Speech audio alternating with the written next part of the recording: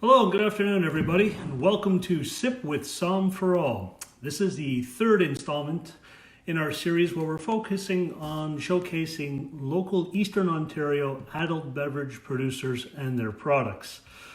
As we all know, these are very extraordinary times that we're experiencing, and now more than ever, these local producers of adult beverages and local business in general need your support more than ever. So I thought that it would behoove me to give back to my industry a little bit by offering these series. So this is installment number 3. If anyone has missed series 1 or series 2, both of them focused on the wines of Carlo Estates from Prince Edward County here in Eastern Ontario. Those episodes are available on my Facebook page at Somm4All or on my YouTube channel. So who is Somm4All? For those of you joining me for the first time, my name is Paul. I am Somm4All. I'm an accredited sommelier here just east of Ontario. I have WSET certification, and I have this company, Somm4All.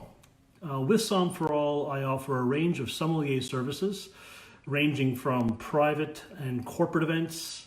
I do guided tastings of wine, beer, spirits, and sake, as you can see over my shoulder. I do fundraising events. I do brand ambassadorship, which is a rep for hire type of things. However, given the world that we're in right now, most of that's come to a grinding halt, and so here we are with Sip with Somm4All. Today, very excited to put the spotlight on a local winery here just east of Ottawa, Domaine Perrault. So, if I said the words Saint-Pepin, Marquette, Sebrevois, Frontenac Noir, Prairie Star, everybody would know right away, of course, that I'm talking about wine grapes, right? So if those names don't ring a bell, if they don't jump off the page at you immediately, I'm just going to try to adjust some light here, then hopefully my showcase here today can shed some light onto that and get those grape variety names working to the rotation of your cellar. In this episode, as I said, we're traveling 20 minutes east of Parliament Hill to essentially ground zero of modern day winemaking here in the capital region. We're going to Navan, Ontario. It's tough to get more local for wine-loving Ottawans than Navan, Ontario. Now this region, Navan, and the surrounding region is likely more known for being the epicenter for Holstein milk production and not for wine. And that's an utter shame. Because we're going to talk about Domaine Perrault. And hello Diane, and hello Ryan, and hello everyone that's joining me. Thank you so much. Hopefully I've got this video straightened out this time. I think I have. If I'm straight, please give me a thumbs up. So we're going to talk about Domaine Perrault. Owned by Denis Perrault, his wife Lise, and daughters Anne and Dominique. And the winery is located within 500 acres of the Perrodale dairy farm that Denis also owns. Denis himself is a fifth-generation farmer who fell in love with farming, I believe at the age of 6, when he found himself behind the wheel of a family tractor. So 5 generations, over 150 years of farming in the area within the Perrault family. Denis is respectfully referred to as the godfather of the local wine industry here in the Ottawa area. Domaine Perrault is the first in the modern era to plant and cultivate wine grapes here. But little footnote, little asterisk. In actuality, Domaine Perrault is the second winery in the Ottawa area history. The first one dates back to around 1870 and was out in the west end of the city. Of course, it's long since defunct. But Denis is certainly not shy about talking about that, and hey, there's nothing wrong with being number 2 and number 1 in the modern day area. Thanks to Denis and his efforts, there's actually 12 wineries within the Ottawa region. So, the godfather of wine here in Ottawa. So how did it all start with Domaine Perrault? Well, we'll have to go back to about 1999, when, as a board member on the Council for Ontario Soil and Crop Improvement, Denis was instrumental in leading the charge to explore different options for crop diversification. And after consulting with a horticulturist from the University of Guelph, it was determined that soil types in and around this area, clay and loam and what have you, could be prosperous for grapes, specifically what's known as the cold climate grapes. And although it took some convincing, Denis was the first one to plant 1,000 vines on 1 acre of his land. The vines thrived. The fruit quality was very good. And although Denis wasn't originally making wine himself at the beginning, in 2005, an additional 5 acres of vines were planted. And so Domaine Perrault was incorporated and the winery was born. So I mentioned cold climate grapes. We touched on these in Series 1 and Series 2 with Carlo Estates, but a quick refresher. Cold climate grapes can be known as hybrids. These are grape varieties that do very well in harsh, cold climate areas. That's why they're named cold climate grapes. A lot of us know terms such as Cabernet Sauvignon. We've heard of Merlot, we've heard of Sauvignon Blanc, we've heard of Chardonnay. All those grapes that came from the old world specifically are known as the vinifera family, and that's a species or a genus of wine. That doesn't mean that that's all there is out there, though. There are other species of wines. Some are better suited for other things than winemaking. But these cold climate varietals take some of the best of the other species, and via the University of Wisconsin, which has a long-standing, big word coming up, folks, oenological program, wine cultivation, winemaking program. Over the last 65 years, they've been crossbreeding and developing clinically different grape varieties that can withstand these cold climate temperatures and do very well, and also, more importantly, make very good wine, providing the winemaker takes the proper care and procedures. So cold climate grapes, hybrid grapes, names that we may not know: Marquette, Saint-Pepin, Sainte-Croix, Sabre-de-Bois.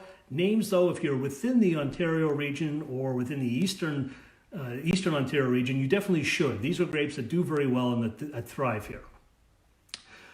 They can withstand these temperature swings. So the vinifera, and they don't do very well here, let's be honest. The Cabernet Sauvignon, Merlot just doesn't grow up here. We don't get enough heat units. The winters would just decimate the vines. You would have to bury them to even have a chance, and it's very labor intensive. And again, the climate here is just not conducive to that. So this program at the University of Wisconsin has developed these grapes that will do well in colder climates, upper state New York, Vermont, of course Ontario, Quebec, and so on and so on and so on.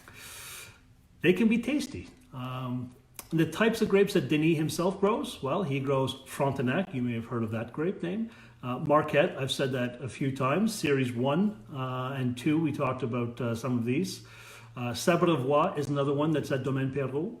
Sainte-Croix, Prairie Star, and Louise Swenson. These are estate-grown fruits. These are the vines that are on the land right there at Domaine Perrault that you can walk around and you can see and that make that lovely wine that's offered. Full disclosure, Domaine Perrault also brings in some Niagara-on-the-Lake fruit to make wines such as Cabernet Sauvignon or Cabernet Franc in their blends. Again, they just wouldn't ripen here, and as a commitment to quality, there's no shame in bringing those in. Approaching the winemaking at Domaine Perrault. You know, these guys are looking for sustainable practices as possible. Hello, David Caird. Wow, we have a superstar in the making joining us, David Caird, and we're going to talk about David in a little bit. Glad you can make it. So sustainable winemaking, that's responsible winemaking. That's almost a nod to, you may have heard the term, it's trendy now, natural type winemaking. It's low intervention. It's being as less involved as possible to still meet the rigors that you need to meet winemaking. That does not mean that these are not quality products. It does not mean that they're not made in a loving manner. Quite the opposite. At Domaine Perrault, outside of being the ground zero for modern day winemaking, this is very hands-on winemaking.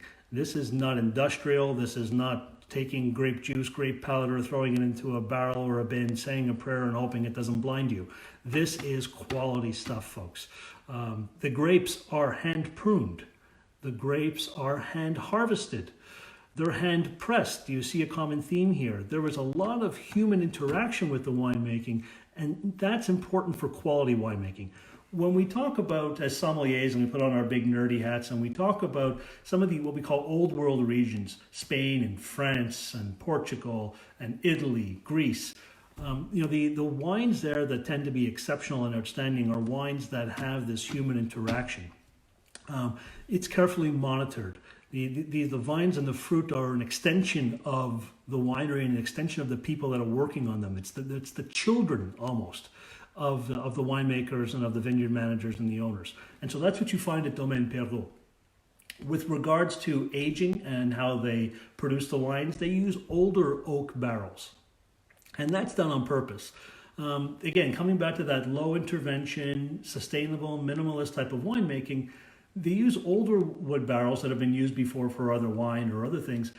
And that just lets the wines breathe and develop in the oak. A little bit of oxygen with wine is good. That helps them breathe and expand and develops flavor profiles and aromas. When you use new oak barrels, regardless of which species, but you use new oak barrels, you're going to get more of the oaky wood influence into the wine.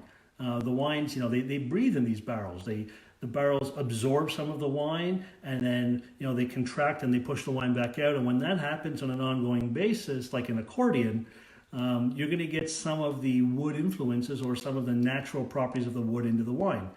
When you use older type of wood, you're getting less of the vanilla notes or less of spice notes or smoke notes or those type of things.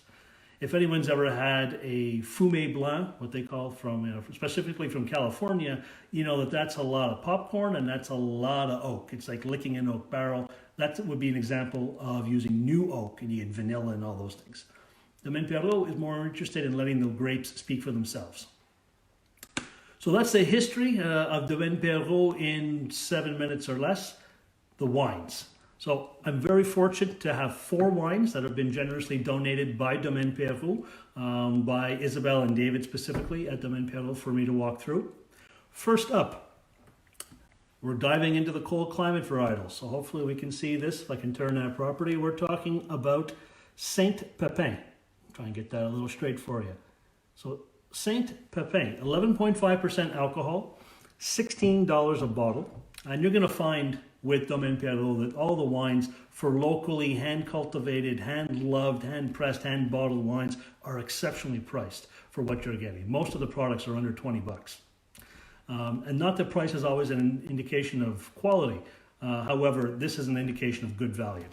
So the Saint Pepin, hybrid grape, cold climate grape, created around 1950. Again, University of Wisconsin, that big grape growing program we talked about earlier.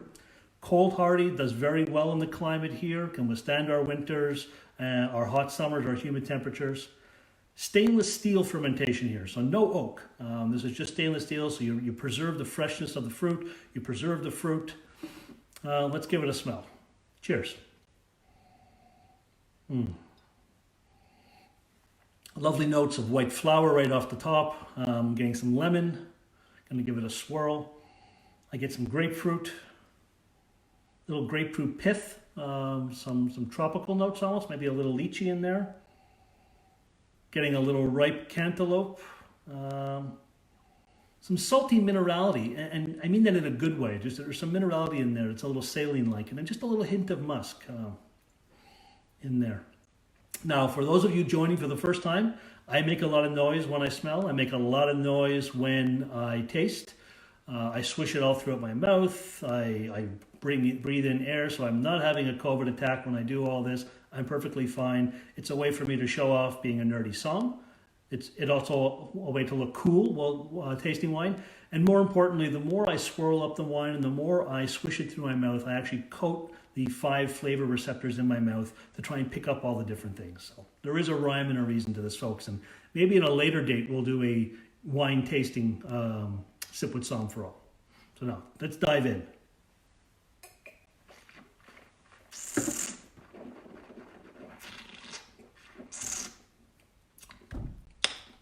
Lovely. Not too acidic, so it's refreshing on the mouth, but it's not, your mouth isn't puckering. This isn't too bright. It's just got enough, it's crisp, it's clean. I get soft notes of orange blossom.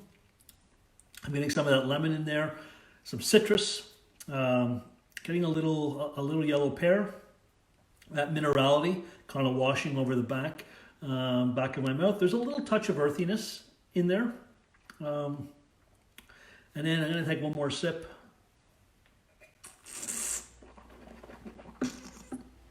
I'm getting a little bit of yellow apple on the back end. Hello to David Gardner. Hello, welcome, sir. Thank you. You're more than welcome to join us here today. We're talking about Domaine Perrault. So hopefully, I know you live not far from Navan, David, so I'm hoping you've had a chance to try Domaine Perrault wines. If not, then let this be your introduction to truly a pioneer here in the Ottawa Valley for winemaking. So welcome.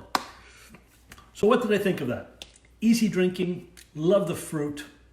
Again, soft notes of that floral, refreshing, great with summer salads, great with stir fries, great with poultry, or just on its own. Just this isn't a wine that needs food. Very food friendly. Most of your hybrids will be food friendly, but this, the way it's made, 2018 Saint Pepin, great on its own. Fantastic. Enjoyed that very much. All right, and that's not gin or vodka, that's for later. This is water to clean the palate. Now we're going to dive into some reds. 2018 Cabernet Franc from Domaine Perrault. I'm going to hold that up. 2018 Cabernet Franc Domaine Perrault. 12% alcohol. $18 a bottle. And I've just seen, that New Jersey has joined. Well, hello, Jane Krieger. Thank you for joining in with Sip for Somm4All. Welcome. Hope all is well there. We're just talking about Domaine Perrault, which is a very local winery, 20 minutes east of our Parliament buildings, just east of Ottawa, about 10 minutes from where I live, in the metropolis of Hammond. And Janie, just to catch up, some folks that may just be joining, for Jane and other folks, David, Domaine Perrault was really the pioneer here for winemaking in the Ottawa area. In the 1870s, there was somebody else that tried planting grapes and had a winery on the west end of town. But I mean, that was more of a hobby thing, and that's been long gone. In 1999, a local dairy farmer was looking at different ways to diversify crops and was talked into planting some grapes.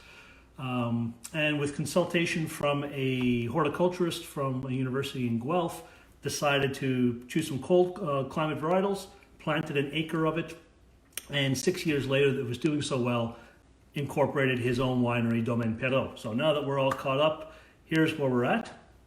And we're talking Cabernet Franc. So Cabernet Franc, most of us know that grape. That's a vinifera variety. We talked earlier about the differences between vinifera and cold climate. This will be not the same as a Cabernet Franc, of course, from France. The climates in Canada are a little bit different, but still very tasty wine. 12% alcohol, so this is not a big bomb. On the nose, it's got great depth of flavor already.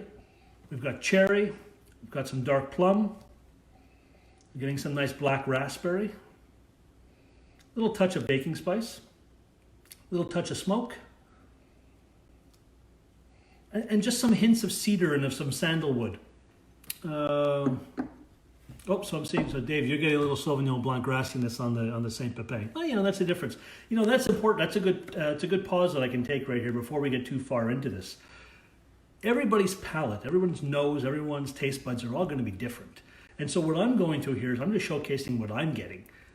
But just because it's what I get doesn't necessarily mean that what you're going to get is going to mirror exactly what it is. It is, to a degree, subjective. Certainly there's fundamentals that we should all kind of be within the same realm of, but my palate is different from your palate.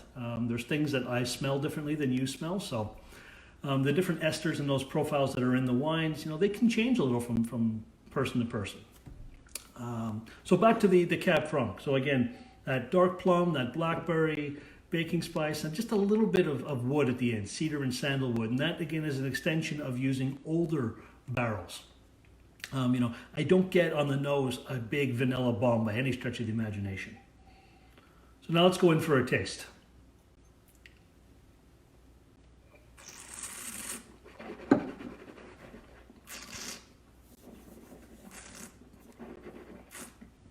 So nice and juicy. This is a very dry wine. Wow, lip-smackingly dry. That's excellent. So nice and dry. Big cherry off the top, plum. I get some dark berry. Dave, chime in if I'm missing anything here that you think is fundamental. I get a little bell pepper. I get some herbal notes. And I get some of that dry cedar. Again, dry wine, medium bodied. There's some tannin on this. This is not, crazy. And tannin, when we talk tannin, for those that may be unfamiliar with the term, we're talking about that little bit of cottonmouth feeling where your gums kind of dry out and your lips kind of stick to your gums. The more that happens, the more tannin we get. Tannin is a product or a byproduct of the grape skins and how long you let the grape skins stay in contact with the wine, and also, of course, the grape variety. Some varieties, naturally have more tannin or will produce more tannin than others. So on this, there's a little tannin in there, which is nice to have, but not overpowering. Food-wise, this is great for burgers, sausage pizza, beef brochette, something with a little bit of a fat content and a protein.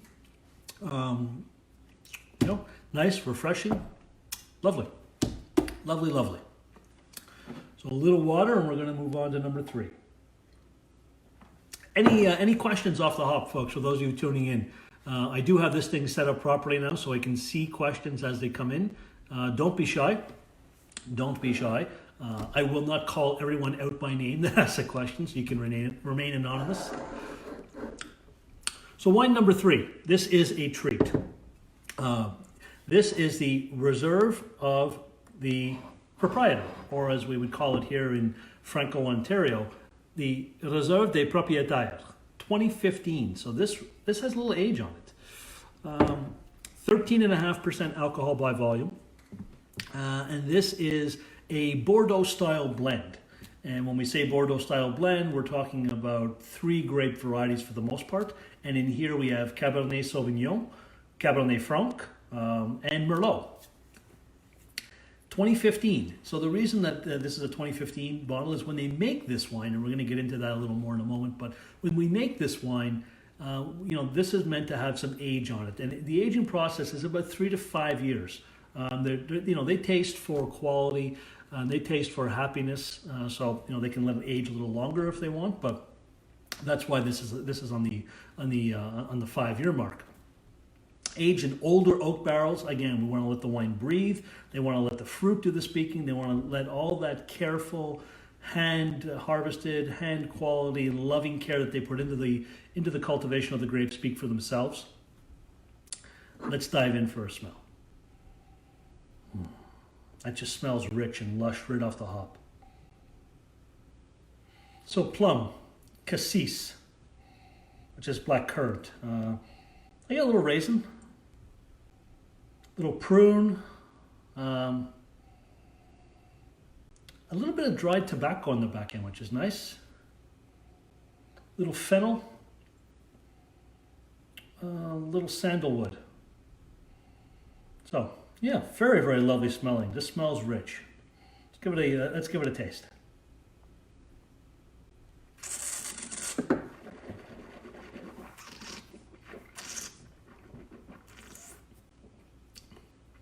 Wow. So when you coat the mouth that way and you give it a good swirl and you let it work its magic all the way through, very dry off the hop. Again, very dry, 13.5% alcohol, which you may think is a little high, but on the palate, it's very, very well balanced. This doesn't scream as what we call a hot wine or boozy by any stretch of the imagination. The fruit really does come through. Nice cherry, deep cherry, dark berry, plum, blueberry notes, some herbal tones, little soft baking spice.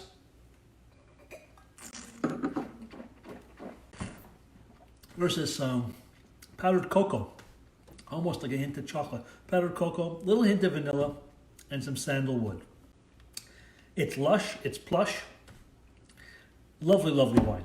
The pride and joy of Domaine Perrault. So very, very fortunate to have that bottle here for the tasting. $60 a bottle for this, which may sound high, but really for the quality level that you're getting, it's not. It's a very popular seller. One taste, one bottle, and people are hooked, and it's easy to see why.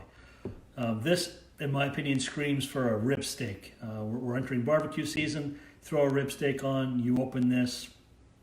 Boy, oh boy, that's going to be a good night. Roasted lamb, braised meats, just absolutely lovely.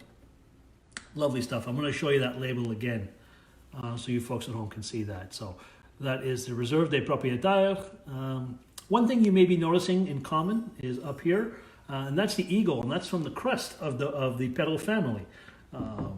So that's consistent throughout all the labeling, so that's why that's on there.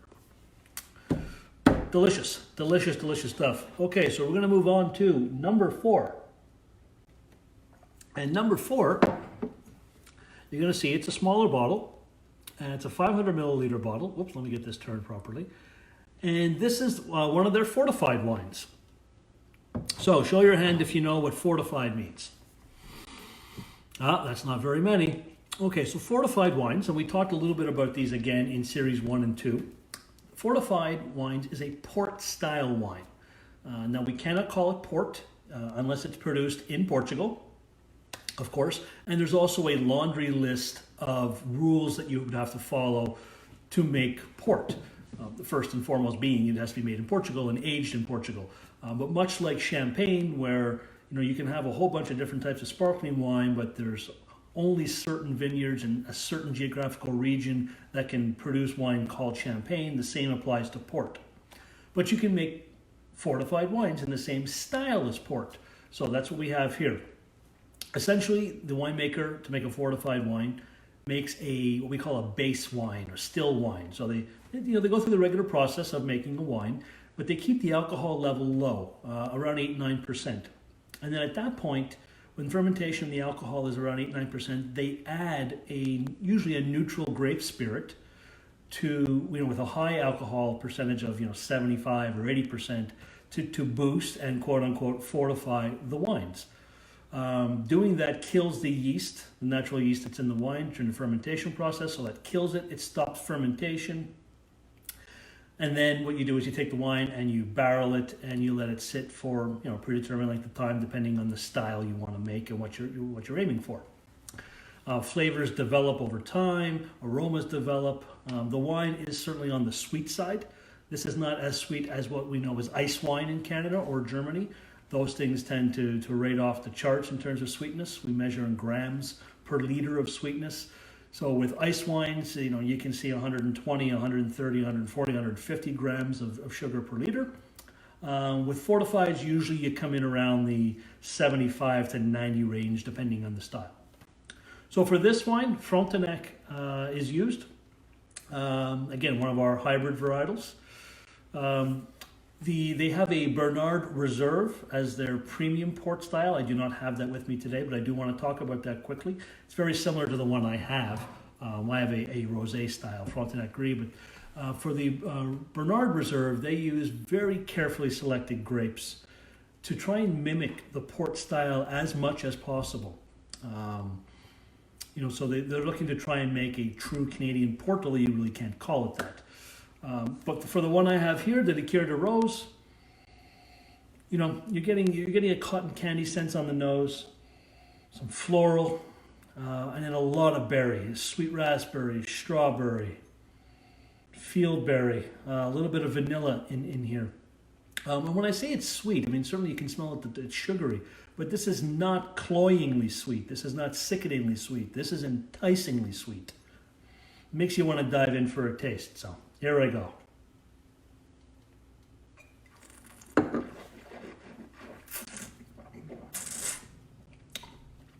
On the palate, good acidity. For a sweet wine, surprisingly, there's some nice refreshing notes on there. So this is not like drinking sugar water by any stretch of the imagination. Concentrated ripe berry flavor. So that ripe strawberry, that ripe raspberry, black raspberry. A little bit of dried cranberry, which is nice. Enjoying that. Kind of helps wake up the palate a bit.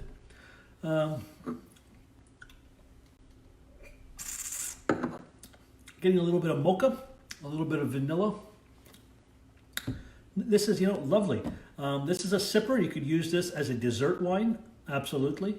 Just as a digestif, we call it up here in the In the Franco part of Ontario and Quebec, we call them digestifs. So just as an after dinner sipper, certainly could use it to accompany your desserts. Strawberry cheesecake, custard tarts, nuts, chocolate, dark chocolate.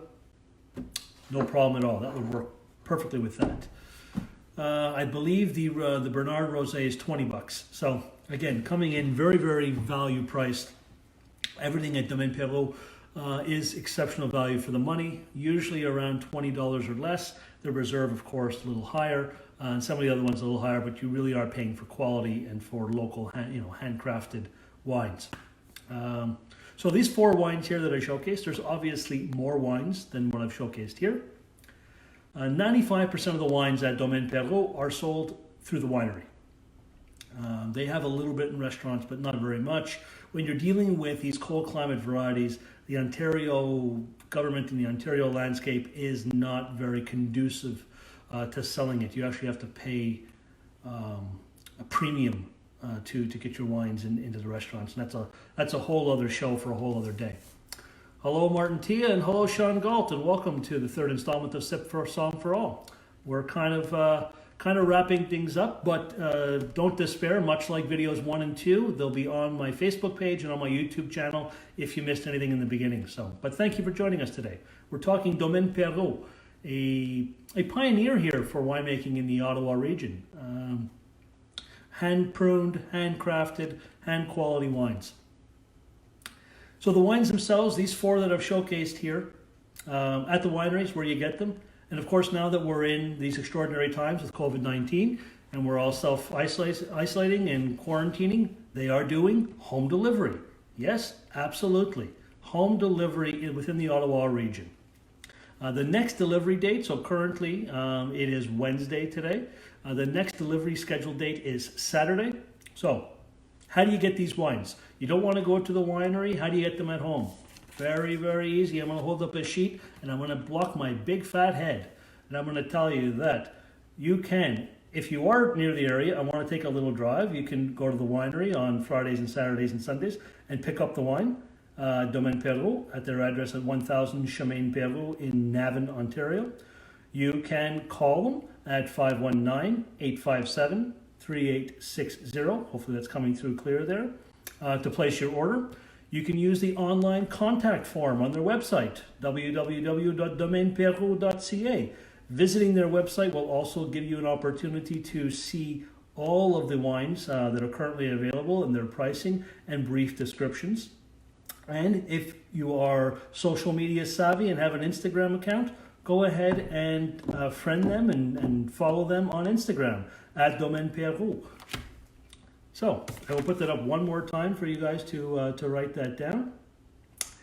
Now, when this is all over, when this COVID-19 thing is all over, and we're able to go out and we're able to social distance once again, and we're able, not social distance once again, and we're able to get together and raise glasses and raise cheer together, make sure you visit the winery if you're in the Ottawa area. It's not just about selling wine. These folks offer several wine tasting packages right at the winery itself. They do private and small group events. They have an outdoor tent to do that with. They do cocktail workshops, and they do weddings. It's a very rustic and country setting. They've got a really large tent. I believe there's an even bigger one that's going to be ready June 1st, 40 by 60 for weddings. So, definitely go out and see them as well. Now, I mentioned earlier that Domaine Perrault is a family winery. Denis, his wife Lise, his daughters Anne and Dominique. And that, though, extends right through to the family-like team members at Domaine Perrault. The winemaker and vineyard manager, David Caird, who thankfully has joined us here today for this presentation. David is like family at Domaine Perrault. David's a sommelier. He is a WSET diploma student currently. And David's got a very deep passion for wine and winemaking. Under the tutelage of former winemakers Katie Duchesne and respected Ontario winemaker Bernard Martineau, David is continuing that long tradition of quality and honest winemaking at Domaine Perrault. So definitely worth going out and seeing him. Events planner and wedding coordinator Isabel Symes, she personifies the words customer service. and she's committed to ensuring that guests have a wonderful experience at Domaine Perrault. And she's just absolutely dedicated to ensuring that special moments, if you have your private or small group event or your wedding at Domaine Perrault, Isabel and her team are just absolutely committed and dedicated to making sure that it's going to be not only special but very memorable as well. So folks, I think that's it. That's going to be a wrap for today. Thank you again for joining me here for Sip for Somm4All. This is a series that I created given the complex circumstances that we're all in. The hospitality industry and local producers need your support more so now than ever. Somm4All being within those industries, there's not a lot for me to do. Most of what I do on a daily basis involves dealing with people on a one-to-one basis. So this is my very small way of trying to help out my industry by showcasing these local Eastern Ontario producers and their products. Don't forget to like Somm4All, the Facebook page, and follow me on Instagram and Twitter. Details for our next Sip with Somm4All event will be forthcoming. We've got some great interest from some breweries and some distilleries. If you know of a local Eastern Ontario business that you think would benefit from this, please don't be shy. You can drop me an email at paul@somm4all.com. You can be old school and use the telephone, 613-447-WI